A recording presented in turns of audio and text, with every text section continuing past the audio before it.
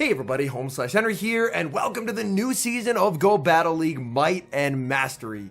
There have been a truly massive amount of updates, so I'm going to do my best to cover as many as I possibly can on this channel. Today we're taking a look at the double buff to Lapras. Lapras gets a new fast move Psywave and a new charge move Sparkling Aria, and this catapults Lapras from complete obscurity into what I believe is now a strong meta Pokemon.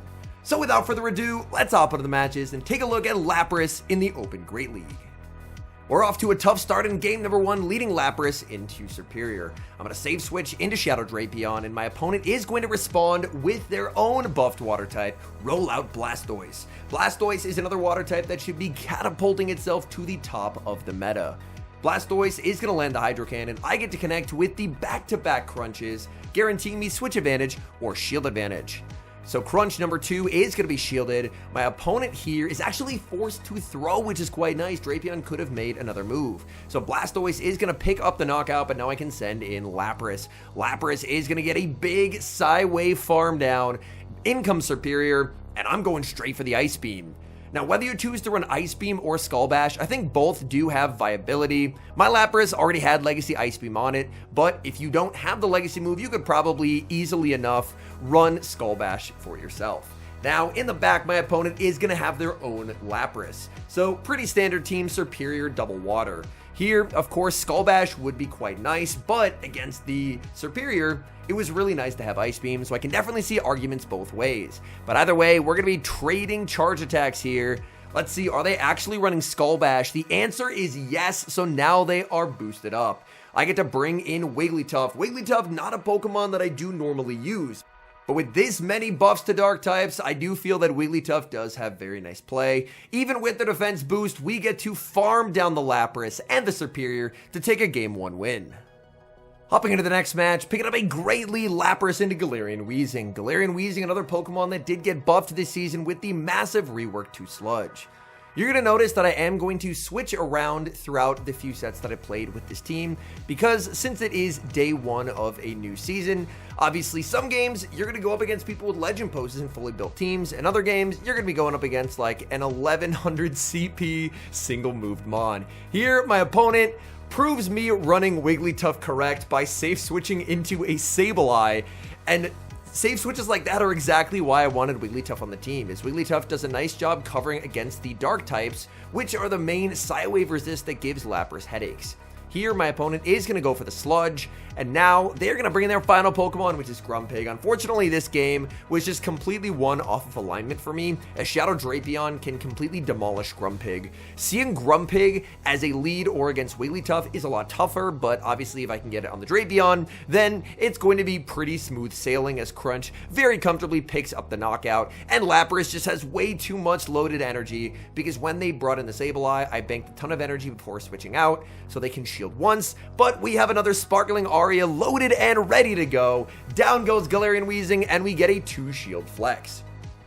Picking up a terrible lead, Lapras into Morpeko.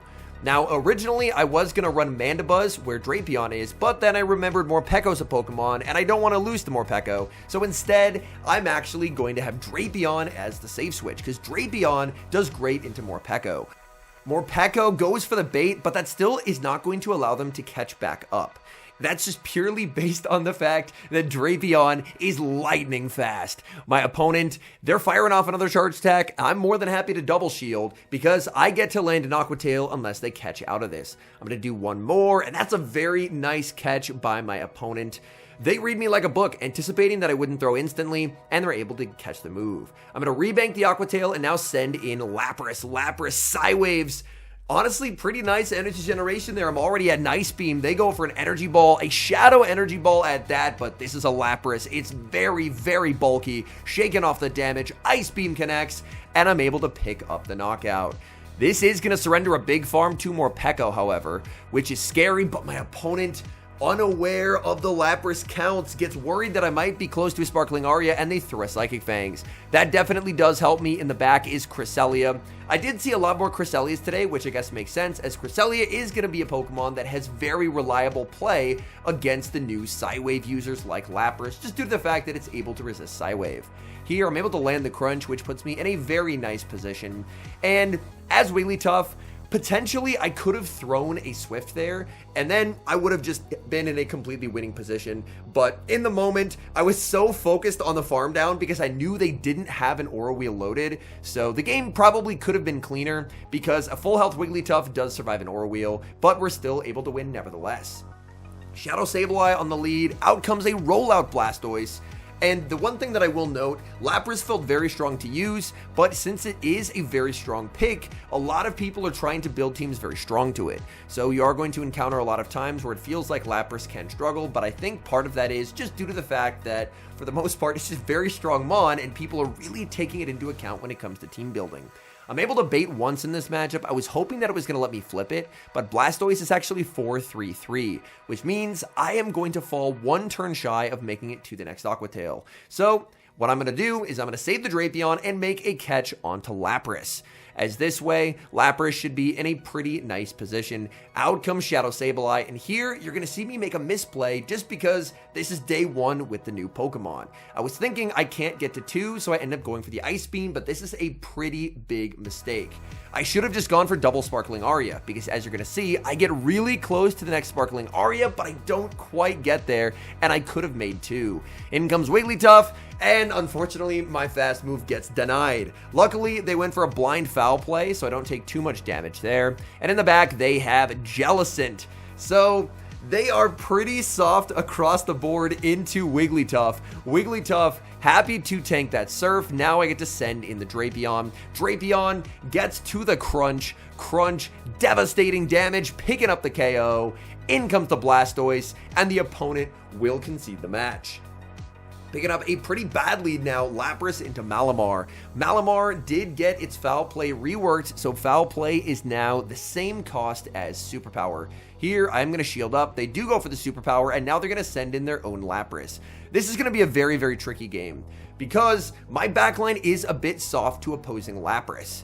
And on top of that, if they have Skull Bash, then they're going to inflict serious damage, and I did see a lot more Skull Bash on Lapras than Ice Beam day 1. Granted, it's day 1, so things could change as the meta adjusts, but it looks like in this instance, they do not have Skull Bash, which is very good news for me. I do want to bank this energy on the Lapras and then look to pivot out, because I know a Sparkling Aria would not knock them out, so it's an inefficient use of energy to throw there. And now Crunch will pick up the KO unless they use a shield, and they decide to do just that. I only have 1 shield left in the game, and I'm not going to use it here. Sparkling Aria will inflict massive damage onto the Drapion. Drapion, I'm hoping Aqua Tail will be enough to knock out here. This is going to be quite close. Aqua Tail does pick up the KO. In comes the Malamar, and I will make it to a Crunch. They know Crunch will not knock out here, so they are highly likely just to let this go. I send in the Wigglytuff, and now Wigglytuff is going to be hit with a Superpower. Superpower is going to connect in the back. It's another Cresselia, and Cresselia, without my Drapion healthy, is going to be a difficult Pokemon to deal with. I am going to commit the shield. It's a Grass Knot bait. That's not ideal, but it's a pretty safe bait from my opponent because I'm going to want a shield so I can apply an Icy Wind debuff. Cresselia commits the shield. I do still have a move banked on the Lapras. It's a Sparkling Aria. Lapras is very, very low. Moonblast is going to get me low. I'm going to bank the move and switch into the Lapras, so I get the Sparkling Aria. Sparkling Aria gets them low. They fire off the Grass Knot, and now it's a true 50-50. I could throw the Charm, expecting them to stay in, or I could throw the move, expecting them to switch. I say switch. They stay in with the Cresselia, and that's really unfortunate because I think I'm going to die to 2 Psywaves here, and I do. Such a close game. Almost fought back from the bad lead, but unfortunately, we do lose the match. We've got the battle of buffed Psywave users in the next match as I lead into Grumpig. My opponent is going to counter switch a Credilli into my Drapion. And here, honestly, I faced a couple Credilli today, and for whatever reason, I was struggling to throw on good timing when they switched in. I guess because we haven't seen Credilli in quite some time. Also, look at Rock Tomb. Rock Tomb is now a sick move. That damage is absurd. Even so, I'm able to win the zeros, which is quite nice. Grumpig is going to get a big Psywave farm down, but I will at the very least grab a shield advantage from the Grumpig, which will be nice because Wigglytuff is going to have to shield early and often. In comes the Wigglytuff. Wigglytuff going to be met with a Dynamic Punch. Dynamic Punch actually did less than I thought, so you know what? I'm just going to save the shield. I know that this won't knock out the Wigglytuff. I expected it to do a little bit more, and in comes Shadow Drapion, and to me, I thought this was only 4. So I let it go and it ends up being the Aqua Tail. I'm not sure if I missed one on the switch in or if that was just a bait, but either way, we end up no shielding and it ends up being an Aqua Tail. And now I see a crystal clear win con. And that is double shield and Psywave down. My opponent, now they have enough for the crunch and they are going to be baiting with the Aqua Tails, but I know I have so much energy stored on this Lapras. Lapras is going to get the full Psywave farm down, and now I have back-to-back Sparkling Arias. I'm honestly not sure about Grumpig's bulk here, so we'll have to see. Is Sparkling Aria going to be enough to KO here? So, Sparkling Aria is going to get them low. It's not enough to KO, but we get the Soul Read catch. Oh my goodness. Absolute perfect timing there. Grumpig in absolute shambles as we get to the Sparkling Aria, KO the Grumpig. And it looks like there was a little bit of a pause there, so I don't know if the opponent closed their app or not, but my goodness, what a game. We got Lapras into Charjabug. Terrible lead.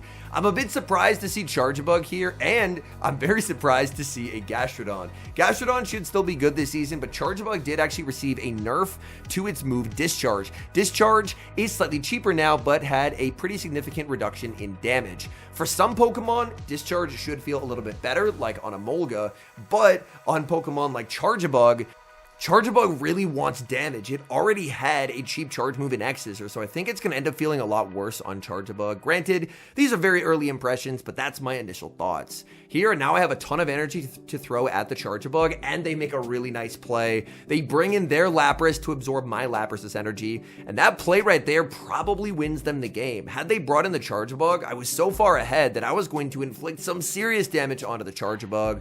But the good news for me is that A, they have Sparkling Aria, and Ice Beam, they're not on Skull Bash, and B, they threw very early, as this should actually allow me to get them low and then charm down with Wigglytuff. Opponent is going to switch into Charjabug. Charjabug is going to fire off Discharge, and I'm going to commit the shield.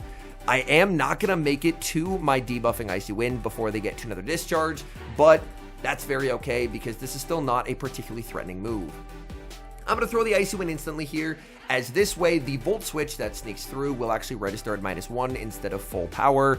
They are going to go for another Discharge, but it's debuffed, so I think I can survive it. It's going to be close. Wigglytuff can hang on. I'm going to switch to the Lapras, snipe down with Psywaves. It's going to be a race. My Lapras versus theirs, and I lose the CMP tie, and as a result, we lose the game.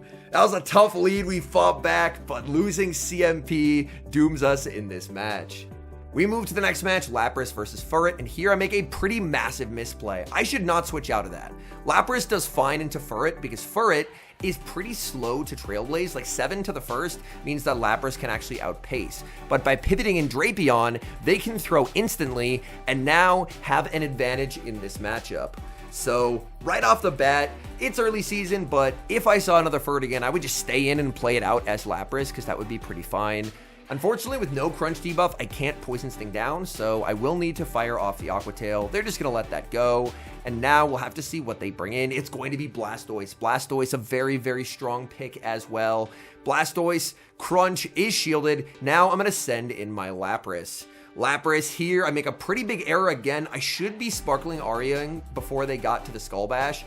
There, I don't know what the plural of Sparkling Aria is. I guess throwing multiple Sparkling Aria, but either way, here I should have thrown before they Skull Bashed, as now, of course, they're doing a lot more damage, and then I just throw an alignment. Oh my goodness, it's all going wrong in this game right here. Oh man, they're gonna make it to another Skull Bash, and realistically, I'm probably not winning this one. They have Grumpig in the back, and Grumpig is just gonna be a bit too much for Wigglytuff to deal with down a shield, as Grumpig gets to land Dynamic Punch.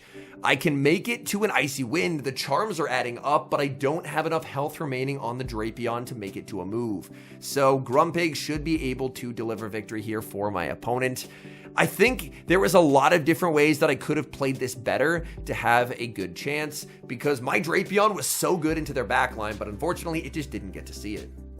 Hopping to the final match, we have Lapras into Grumpig. So Lapras, again, had a bit of a tough day on the lead, but I do still think that it felt very strong to use.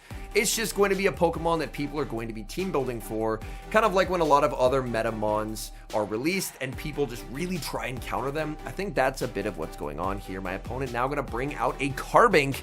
Carbink is a Pokemon that Drapion is going to do great into. Drapion gets to spam out Aqua Tails. Their Rock Throws do nothing against Drapion, so they're going to be forced to throw quite a bit of energy because they do not have cheap charge moves. They are going to fire off energy. I'm more than happy to let this go. I got big damage onto the Carbink, and now that feels too healthy for a Psywave down, so I am going to be sending in my Wigglytuff.